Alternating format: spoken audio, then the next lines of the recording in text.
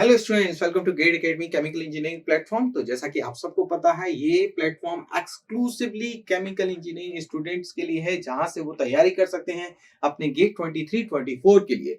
तो जैसा कि आपको पता है कि पिछले सेशन में मैंने आपके साथ एक टॉपिक पर डिस्कशन किया था कि कैसे आपको गेट 23 की सीआरई की तैयारी करनी है। उसके बारे में मैंने आपको कुछ गाइडलाइंस दी।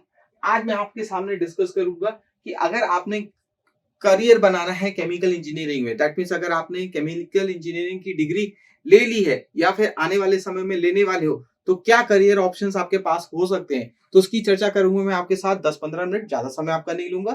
ठीक है, तो चलिए चर्चा शुरू करते हैं। ठीक है, तो जैसा कि आपको पता है कि अगर आपने केमिकल इंजीनियरिंग की डिग्री ले ली है और मान लीजिए कि आपको एक फर्स्ट क्लास डिग्री मिली है, ठीक है, कोई दिक्कत नहीं है, फर्स्ट क्लास नहीं मिली, सेकंड क्लास भी डिग्री मिली, तो अल्टीमेटली आपको सबसे पहले खुद सेल्फ इवेल्युएशन करना पड़ेगा कि वाकई मुझको क्या कहते हैं केमिकल इंजीनियरिंग के फील्ड में काम करना चाहिए या काम करना है। तो देखो, अगर आप केमिकल इंजीनियरिंग के फील्ड में काम करते हो तो आपको क्या फायदा होता है। तो सबसे पहला फायदा होता है कि जो आपने पिछले 4 साल में अपने इंजीनियरिंग प्रोग्राम में पढ़ा है, सीखा है, समझा है, उसको क्या कहते हैं आपको प्रैक्टिकल लाइफ में अप्लाई करने का मौका मिलता है। ठीक है, दूसरी चीज, आपको इस चीज का भी इंफॉर्मेशन मिलता है कि किस प्रकार से एक केमिकल इंडस्ट्री रन करती है। ठीक है, आप कोई भी इंडस्ट्री को ज्वाइन करो, अल्टीमेटली आपको आफ्टर ए ईयर और after some months you will come to know कि हाँ, ये इंडस्ट्री कुछ इस तरह से रन करती है। आपको एक पूरा लेआउट बन जाता है आपके दिमाग में। जो चीजें आपके सामने किताबों में थी ना, जैसे अगर आप पेपर इंडस्ट्री के बारे में किताबों में पढ़ा था, तो अगर आपको किसी पेपर इंडस्ट्री के साथ जुड़कर अब काम करने का मौका मिलता है आपकी डिग्री कंप्लीट होने के बाद, तो अल्टीमेटली वो किताब की बात आपके दिमाग में पूरी तरह से छप जाती है ना। मोस्ट इंपॉर्टेंट क्या चीज है, अगर आप किसी कोर इंडस्ट्री के साथ वर्क करते हैं तो मोस्ट इंपॉर्टेंट चीज आपके साथ आती है कि आपको एक एक्सपीरियंस मिलता है। एक्सपीरियंस इसका बहुत मैटर होता है। बहुत सारी जगह में आपको देखा जाता है कि बहुत सारी जगह आती है अपॉर्चुनिटी, चाहे वो गवर्नमेंट जॉब में भी आप देखोगे आज की डेट में ये चीजें सीख की जाती है, मतलब ढूंढी जाती है कि आपके पास इतने समय का एक्सपीरियंस होना चाहिए, चाहे 1 साल का या 2 साल का, ये एक्सपीरियंस होना चाहिए।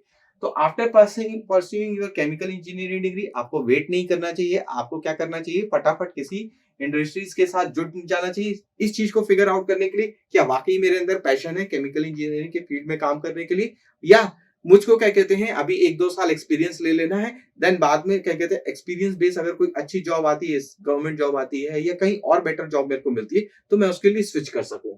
ठीक है, तो कोर कंपनीज जिसमें आप जा सकते हो, तो जैसे कि आपके पास ऑयल एंड गैस कंपनीज होती है, एफएमसीजी होती है, फार्मा इंडस्ट्रीज होती हैं, इन सब में आप क्या कहते हैं जा सकते हो ना। इंपॉर्टेंट थिंग क्या है, तो बहुत सी कॉलेजेस में, ज्यादातर प्राइवेट कॉलेजेस में ये देखा भी जाता है कि कुछ प्राइवेट कंपनीज है, जैसे कि HUL है, हिंदुस्तान यूनिलीवर लिमिटेड, ठीक है, आपका रिलायंस है, वेदांता है, टाटा कंसल्टिंग इंजीनियरिंग सर्विसेज है, आपका टाटा केमिकल्स है, आदित्य बिरला है, इन सब की क्या कहते हैं कैंपस रिक्रूटमेंट होता है। तो जिनके कॉलेज में ये कंपनीज विजिट करती हैं, तो भैया मेरा उनसे कहना है कि जाओ फटाफट क्या कहते हैं कैंपस प्लेसमेंट लो। अच्छा खासा प्लेसमेंट भी देती है आज की डेट में, near about 7 to 8 lakh rupees per annum आपको दे देती है।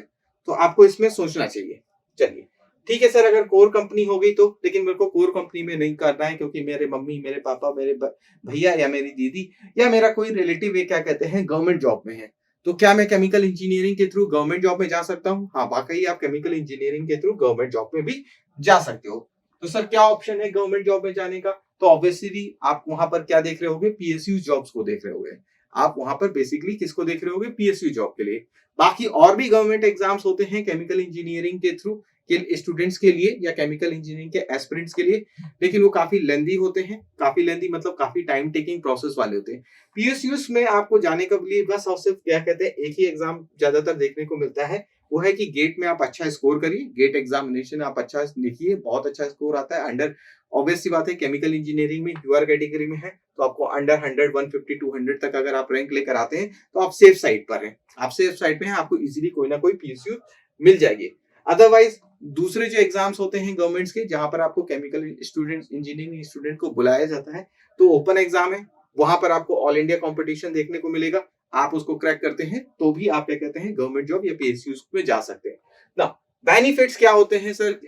क्योंकि कोई भी अगर क्या कहते हैं गवर्नमेंट जॉब से जुड़ना चाहता है तो उसका बेसिक रीजन क्या होता है क्या?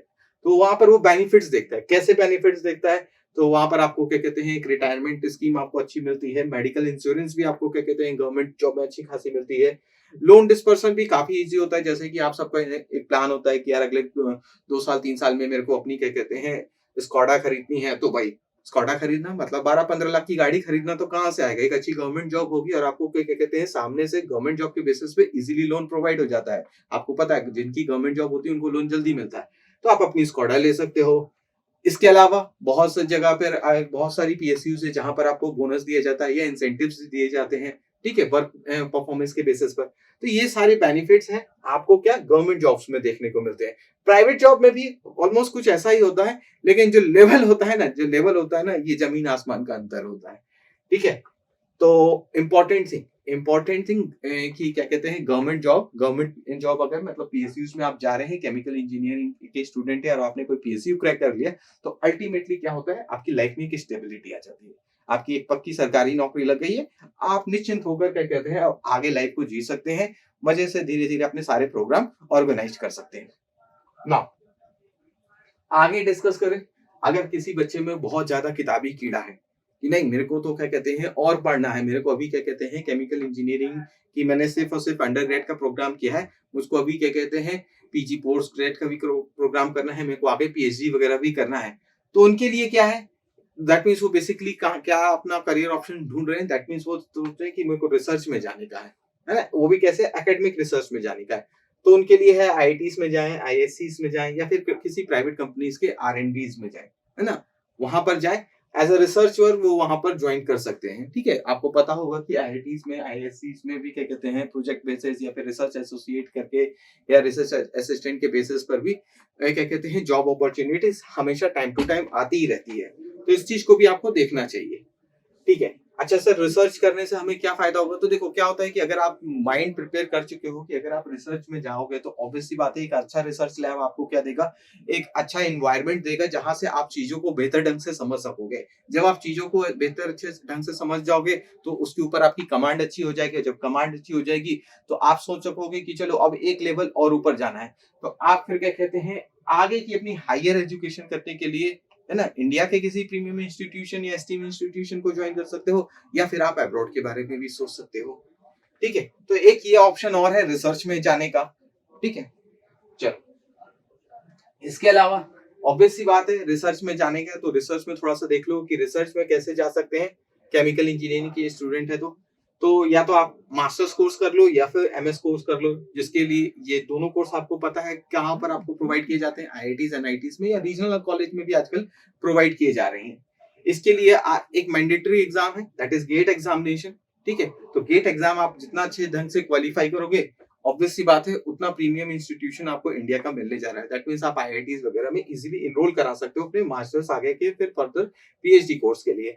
अब्रॉड जाने की अगर आप सोच रहे हो तो गेट के थ्रू भी जाते हैं, लेकिन क्या कहते हैं वहां बहुत आपको लिमिटेड हो जाते हैं। आपको सिर्फ और सिर्फ क्या कहते हैं लिमिटेड कॉलेज में देखने को मिलते हैं, जैसे तेसिया का कॉलेज है, आपको नेशनल यूनिवर्सिटी ऑफ सिंगापुर वगैरह या फिर क्या कहते हैं आपको यूरोप में जर्मनी में ही कुछ कॉलेज देखने को मिलते हैं जहां पे आप गेट एग्जाम के स्कोर के बेसिस पर जा सकते हो। किस चीज के लिए? अपने मास्टर्स डिग्री के लिए, हायर एजुकेशन के लिए। बेसिकली हायर एजुकेशन के लिए सर मैं क्यों जाऊं?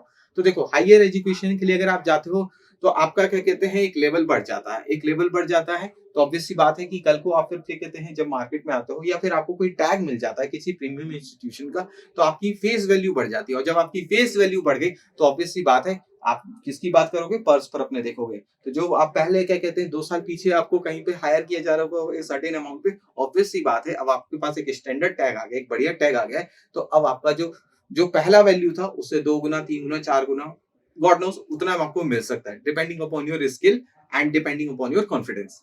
नाउ अब्रॉड भी आप जा सकते हो, तो अब्रॉड जाने के लिए आपको ये कुछ जनरल एग्जाम्स होते हैं जैसे कि जीआरई आपको निकालना रहता है, कहीं कहीं पे इंग्लिश लैंग्वेज की बाधा रहती है तो आपको टॉफल या आइलेट्स को लिखना पड़ता है। इन दोनों में से कोई एग्जाम जैसी उनकी रिक्वायरमेंट है यूनिवर्सिटी को आपको क्या कहते हैं एग्जाम को क्लियर करना पड़ता है। क्लियर है? चलिए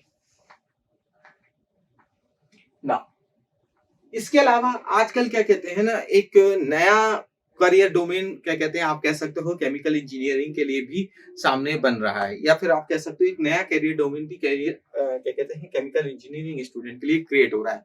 वो है करियर इन एनालिटिक्स। तो बहुत सारे स्टूडेंट्स क्या होते हैं आफ्टर कंप्लीटिंग देयर बीटेक, वो क्या इंटरेस्टेड होते हैं, दे आर थिंकिंग अबाउट कि चलो हम लोग क्या कहते हैं एमबीए का प्रोग्राम कर ले।